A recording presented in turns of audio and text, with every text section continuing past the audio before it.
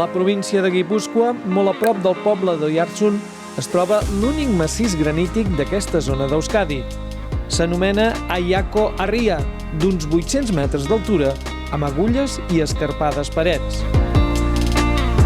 Gairebé a dalt de tot hi ha constància d'antigues explotacions mineres, però les més importants estan als peus d'aquesta muntanya, convertida en el Parc Natural Penyes de Aya, el 1955. Actualment es poden visitar les mines d'Arditurri, concretament els 3 primers nivells, on encara hi ha restes de les galeries que varen construir els romans, és a dir, ara fa 2.000 anys, per extreure mineral. Aquest és un recorregut que permet anar des del cim d'Ayako Harria fins a les seves entranyes.